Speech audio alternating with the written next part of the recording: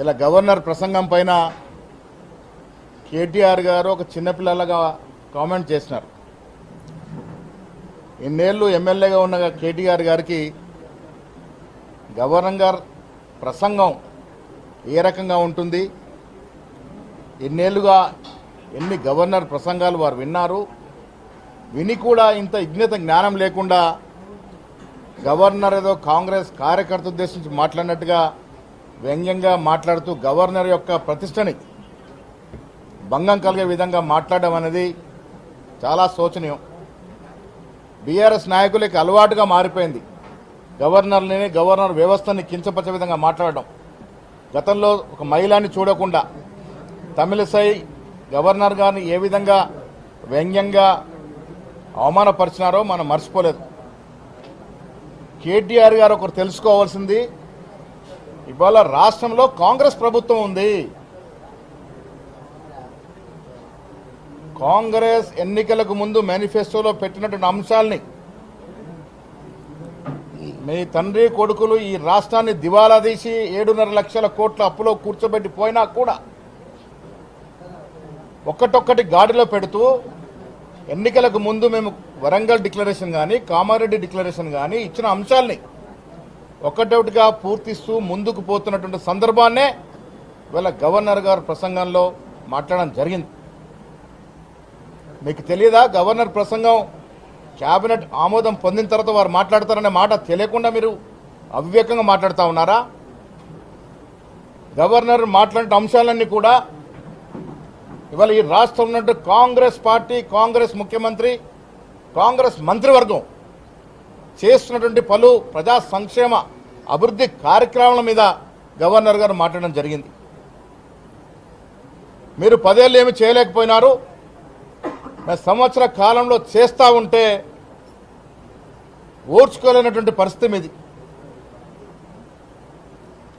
ఇలా ఉద్యోగాలు మీరు 10 ఏళ్లలో 50,000 ఉద్యోగాలు ఇవ్వలేకపోయినారు. మేము 9 మాసాల్లో 56,000 ఉద్యోగాలు ఇచ్చిన మాట ఇలా గవర్నర్ గారు ప్రసంగంలో చెప్పడం జరిగింది. మీరు 10 ఏళ్లలో రుణమాఫీ 26-27 వేల కోట్లు ఇస్తే మేము 11 మాసాల్లో 22,000 కోట్ల రూపాయలు రుణమాఫీ చేయడం జరిగింది. ఆ వాస్తవాల్ని గవర్నర్ గారు చెప్పడం జరిగింది.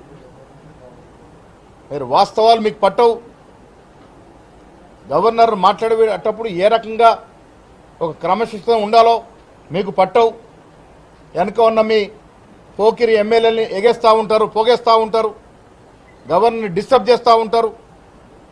అసలు ఒక అసెంబ్లీ నడుస్తూ ఉంది, అసెంబ్లీ సమావేశాలు ఇవి. అసెంబ్లీ సమావేశాల్లో శాసనసభ్యులు గవర్నర్ మాట్లాడేటప్పుడు ఏ రకంగా ఉండాలో కూడా తెలియక విచ్చలవిడిగా అల్లరి చేయడం, గవర్నర్ యొక్క వ్యవస్థని అవమానపరచడం అనేది బీఆర్ఎస్ నాయకులకు అలవాటుగా మారింది. ఇలా కేసీఆర్ గారు ఫామ్ హౌస్కి పరిమితమైనారు, మీరు హైదరాబాద్లో పరిమితమైనారు. కేటీఆర్ గారు మీరు రాష్ట్రంలో తిరిగి కింది స్థాయిలో పర్యటిస్తే కాంగ్రెస్ అభివృద్ధి కానీ సంక్షేమం కానీ మీకు తెలుస్తుంది. మీరు పర్యటనలు చేయకుండా హైదరాబాద్లో కూర్చొని ఇష్టారీతిగా కాంగ్రెస్ పార్టీ గురించి మాట్లాడుతూ ఉన్నారు. ఈ రాష్ట్రంలో జరుగుతున్న అభివృద్ధి, ఈ రాష్ట్రంలో కాంగ్రెస్ పార్టీ ఇస్తున్న సంక్షేమం, రైతులకు ఇస్తున్న సంక్షేమం, విద్యా వైద్యం పట్ల మేము అనుసరిస్తున్న వ్యూహం, ఎడ్యుకేషన్ పరంగా ఇంటిగ్రేటెడ్ స్కూల్ తీసుకొచ్చినటువంటి వైనం, స్కిల్ యూనివర్సిటీ పెట్టినటువంటి వైనం, స్పోర్ట్స్ యూనివర్సిటీ తీసుకొచ్చినటువంటి చరిత్ర ఈ దేశంలో ఎక్కడా లేని విధంగా ఈ రాష్ట్రంలో రకరకాలుగా అభివృద్ధి జరుగుతూ ఉంటే ఓర్చుకెళ్ళని మీరు, ఆనాడు చేయలేని మీరు ఇవాళ గవర్నర్ ప్రసంగంపై వ్యంగ్యంగా మాట్లాడడం అనేది మీ రాజకీయ దిగజారుతనానికి నిదర్శనంగా చెప్పక తప్పదు. వాస్తవాలకు వెళ్తే ఇవాళ గవర్నర్ గారి ప్రసంగంలో చెప్పినటువంటి పలు అంశాలన్నీ కూడా ఈ రాష్ట్ర ప్రజల యొక్క శ్రేయస్సు కోసం జరుగుతున్నటువంటి అభివృద్ధి కార్యక్రమాలు, ఈ రాష్ట్రంలో ఉన్నటువంటి బీద ప్రజానికం కోసం జరుగుతున్నటువంటి సంక్షేమ కార్యక్రమాలు. ఒక్క రేషన్ కార్డు ఇచ్చిన పాపాన పోయినారా మీరు 10 ఏళ్లలో? బీదవాడికి ఒక రేషన్ కార్డు ఇచ్చిన పాపాన పోలే. ఇలా అడిగిన ప్రతి గరీబోడికి మేము రేషన్ కార్డు ఇస్తూ ఉన్నాం. ఒక్క డబుల్ బెడ్రూమ్ ఇచ్చిన పాపాన పోలే మీరు 10 ఏళ్లలో. ఇలా పేదలు అర్హులైన వారికి ప్రతి వారికి ఇందిరమ్మ ఇల్లు ఇస్తున్నటువంటి వైనం ఇవన్నీ కూడా మీ కడుపు మంటతో అసెంబ్లీ బయటకు వచ్చి మాట్లాడినట్టు తీరు మేము గర్హిస్తూ ఉన్నాం. దేశ చరిత్రలో చరిత్రాత్మక నిర్ణయాలు కుల సర్వే కానీ ఎస్సీ కేటగరైజేషన్ కానీ 10 ఏళ్ళలో మీరు బీసీలకు ఏమేలుగా పెట్టారు? ఒక్క డిపార్ట్మెంట్కి ₹1 ఇచ్చిన పాపాన పోయినారా? సకల కుటుంబ సర్వే చేసి మీకు నిజంగా ఆనాడు చిత్తశుద్ధి ఉండుంటే ఎందుకు దాన్ని టేబుల్ చేయలేకపోయినారు? పోనీ చేయలేదు, సర్వేలో పాల్గొనలేదు. మీరు రెండవసారి అవకాశం ఇచ్చి కూడా పాల్గొనలేదు. మీరు కుల సర్వే గురించి మాట్లాడే హక్కు ఎక్కడిదని అడుగుతా ఉన్నాను. చరిత్రాత్మకంగా చాలా సూక్ష్మకంగా ఈ దేశ చరిత్రలో ఎక్కడ జరిగిన విధంగా ఈ రాష్ట్రంలో రాహుల్ గాంధీ గారి ఆశయాన్ని పూరిస్తూ రేవంత్ రెడ్డి గారు కుల సర్వేకు శ్రీకారం చుట్టినారు. ఈ రాష్ట్రంలో 56% బీసీలు ఉన్నారని ఒక అఫీషియల్ డాక్యుమెంట్ ఇవ్వగలిగినటువంటి ఘనత ఇలా కాంగ్రెస్ పార్టీకి చెందింది. మీకు చేతకాలే, మీరు చేయలేకపోయినారు, మీరు అభివృద్ధి చేయలేకపోయినారు, సంక్షేమం ఇవ్వలేకపోయినారు. ఇవాళ మీరు మాట్లాడుతూ ఉన్నారు, అవినీతి గురించి మాట్లాడుతూ ఉన్నారు. రాష్ట్ర ప్రజలకు తెలియదా?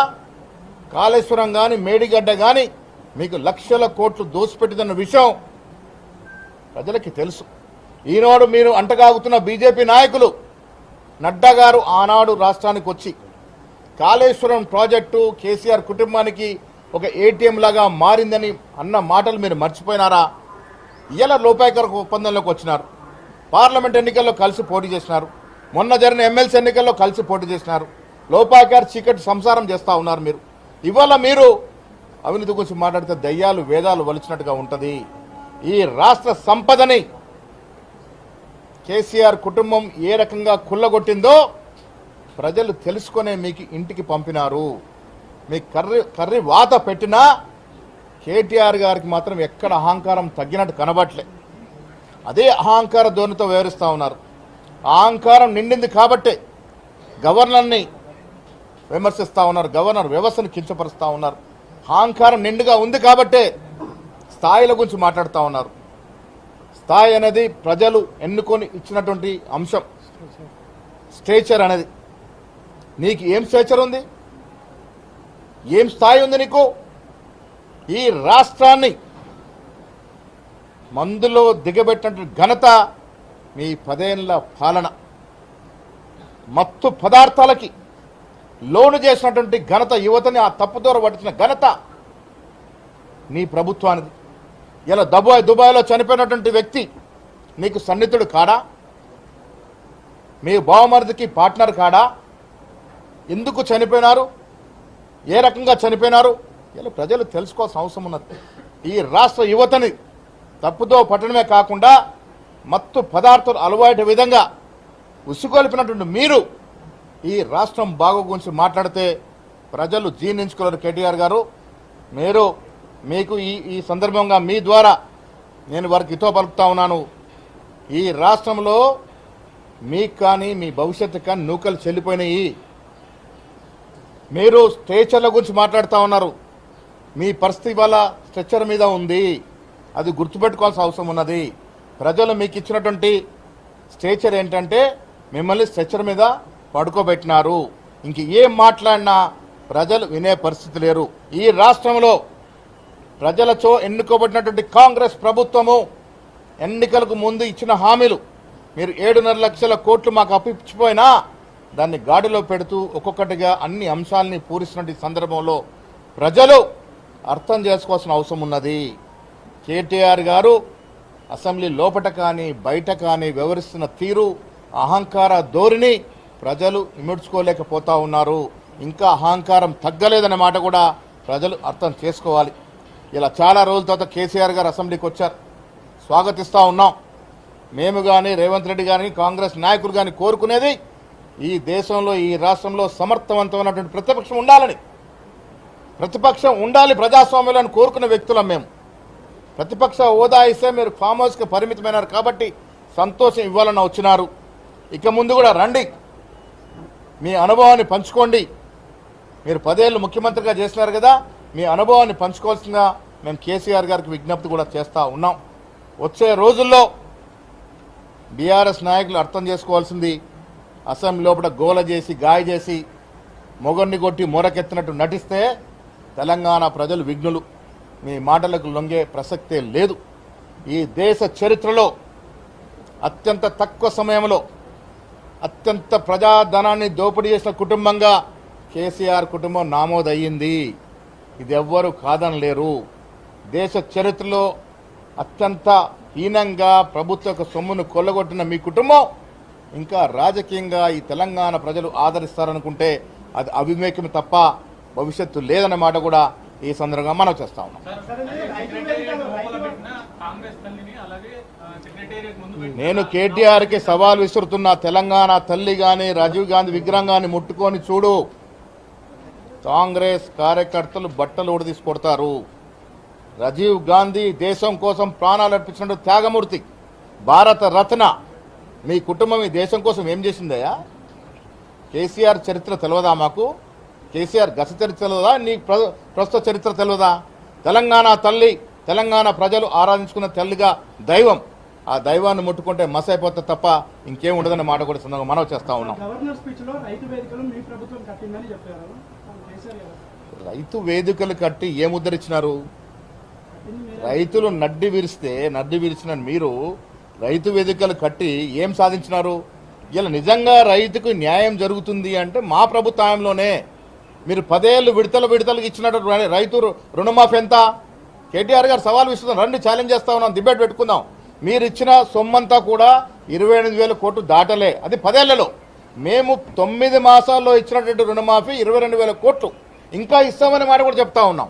రుణమాఫీ కానీ, రైతు బంధు కానీ, బోనస్ 500 రూపాయలు ఇవ్వడం కానీ, ఫ్రీ బస్సు కానీ, ఉచితంగా 200 యూనిట్ల వరకు కరెంటు కానీ, ఇలా ఇంటిగ్రేటెడ్ స్కూల్స్ కానీ, స్కిల్ యూనివర్సిటీ కానీ, స్పోర్ట్స్ యూనివర్సిటీ కానీ చెప్పుకుంటూ పోతే రకరకాలుగా అభివృద్ధి చేస్తూ ఉన్నాం.